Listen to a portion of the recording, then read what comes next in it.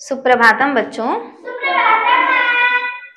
बच्चों, आज मैं आप लोगों को संस्कृत वर्णमाला का संपूर्ण ज्ञान कराऊंगी। ठीक है। देखिए बच्चों, हमें संस्कृत सीखने के लिए सबसे पहले संस्कृत की नींव को जानना होगा, है ना। तभी हमारी संस्कृत मजबूत होगी।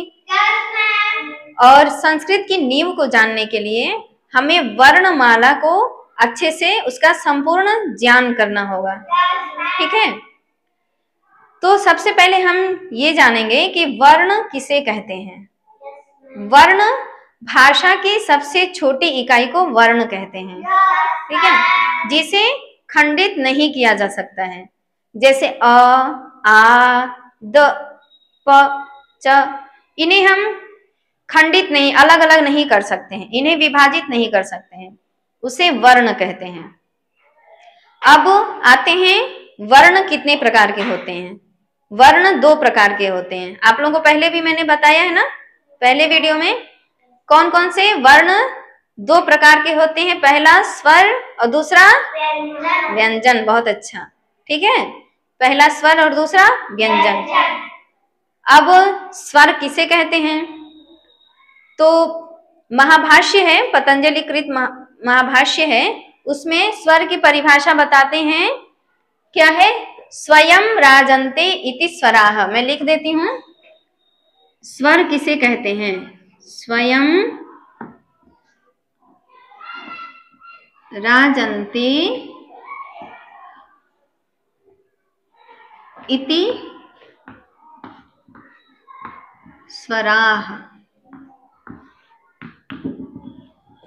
स्वयं राजन्ते इति स्वराः, स्वर की ये परिभाषा हुई। इसका अर्थ हुआ स्वयं राजन्ते, जो स्वयं प्रकाशित होते हैं, स्वयं दीप्त होते हैं, उन्हें किसी की सहायता नहीं होती है। ठीक है ना, उन्हें स्वर कहते हैं।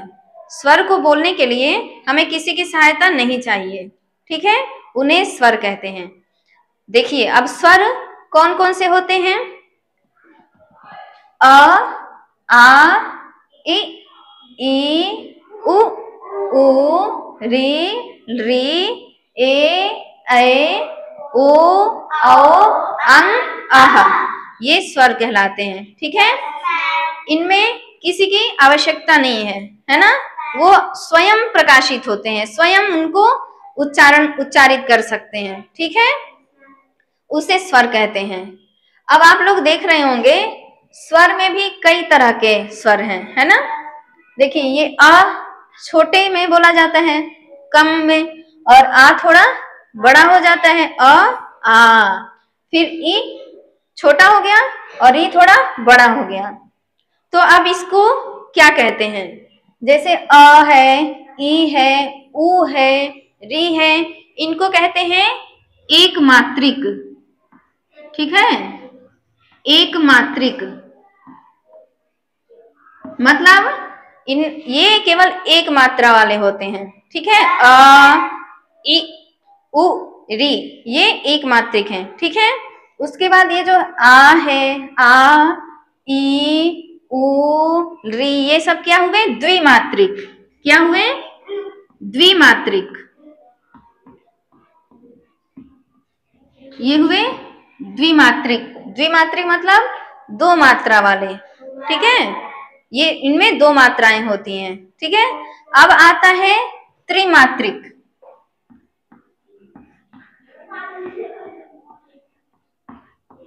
त्रिमात्रिक जैसे ये री है, फिर इसके बाद री भी आता है, और फिर री, इसको ऐसे लिख दिया जाता है, तीन। ठीक है, मान लो ओ है तो ओ को भी ऐसे लिख दिया जाता है, तीन। ठीक है, तो ये तीन त्रिमात्रिक मतलब तीन मात्रा वाले होते हैं।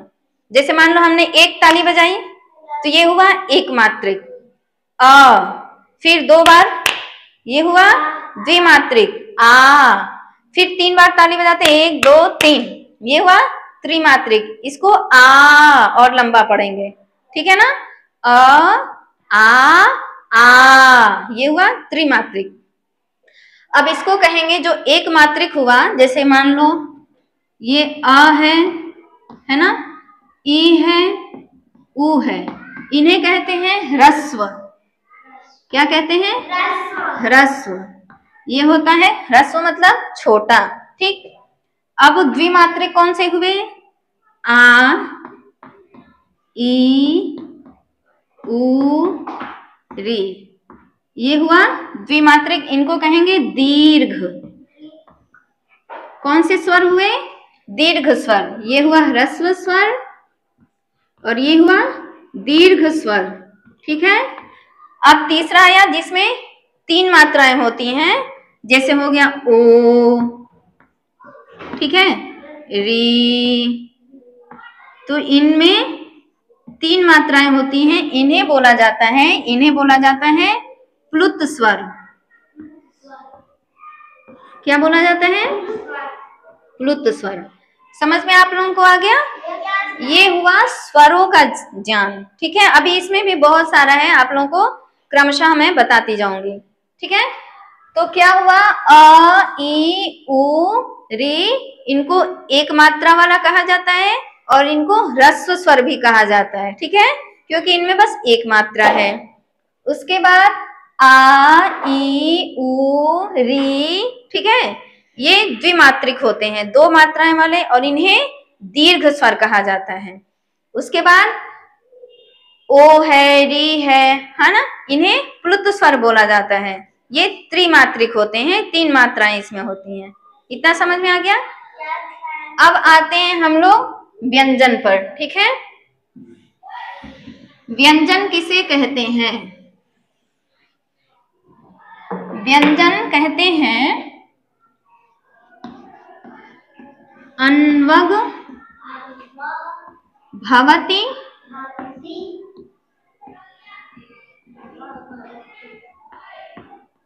व्यंजनमिति।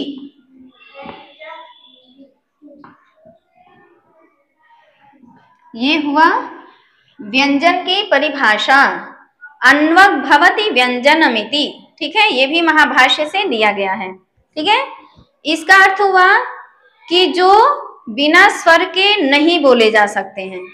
ठीक है, बिना स्वर के हम व्यंजन को नहीं बोल पाते हैं, उनका उच्चारण नहीं कर सकते हैं। अब बताते हैं कैसे। देखिए, ये व्यंजन लिखा हुआ है, ये जो है इसमें स्वर अभी नहीं लगा है। स्वर मतलब ये जो अ, आ, ई, ये मात्राएं नहीं लगी हुई हैं, तो इनको बिना मात्रा लगे हुए क्या पढ़ेंगे? क, ख, ग, घ ऐसे पढ़ेंगे, क्योंकि इसमें स्वर नहीं लगा हुआ है। ठीक है, ये समझ में आ गया? तो इसको बोलते हैं हलंत। आधा क के नीचे ये जो चिन्ह आप लोगों को दिख रहा है, इसको हलंत का चिन्ह बोला जाता है। ठीक है, किसका चिन्ह? हलंत का। ठीक है, तो जब तक इसमें हम स्वर नहीं लगाएंगे, हम व्यंजन को नहीं पढ़ सकते हैं। तो इसका परिभाषा है ना, अन्वग भवति व्यंजनमिति। बिना स्वर के हम व्यंजन का उच्चारण नहीं कर सकते हैं। ये समझ में आ गया? ठीक है, तो अब इसमें जो है हमने स्वर लगा दिया, जैसे मान लो ये आधा क हुआ। ठीक है, अब इसमें हमने ये स्वर लगा दिया, अब ये बना क। ठीक है ना, अब इसको पढ़ सकते हैं बिना स्वर। जब तक इसमें स्वर नहीं लगा था तो इसको हम लोग कैसे पढ़ रहे थे? क, ख, ग ऐसे पढ़ रहे थे। अब इसमें स्वर लग गया तो ये क्या हो गया? अब इसको पढ़ेंगे क। ऐसे ही इसमें दूसरा स्वर लग गया तो क्या हो गया? कहा। आ ये स्वर लग गया तो इसको पढ़ेंगे का। ऐसे ही पूरा 12 स्वर लगेंगे, तो इसको पूरा ऐसे ही पढ़ेंगे, जैसे मैं आप लोगों को बता दे रही हूँ। ये 12 स्वर हो जाएंगे। क में अ लगा तो हो गया क। फिर क में आ की मात्रा लगी, का। फिर क में छोटी ई की मात्रा लगी तो हुआ कि। फिर क में बड़ी ई की मात्रा लगी तो हुआ की। क में छोटा ऊ, कु। क्या पढ़ेंगे? कु। अब क में बड़ा ऊ, ये हुआ ऊ। बहुत अच्छा बच्चों। फिर क में री की मात्रा, हाँ क्री। फिर क में ए की मात्रा, के। क में ऐ की मात्रा, कै। क में ओ की मात्रा, को। और क में औ की मात्रा है, कौ। ठीक है, ये हो गया। तो ये पूरे स्वर हुए। ठीक है, स्वरों की सहायता से बोले जाने वाले शब्द ही व्यंजन कहलाते हैं। ठीक है, इतना समझ में आ गया। अब ये जो है क से लेके म तक तो ये पूरे कहलाते हैं स्पर्श व्यंजन। स्पर्श व्यंजन।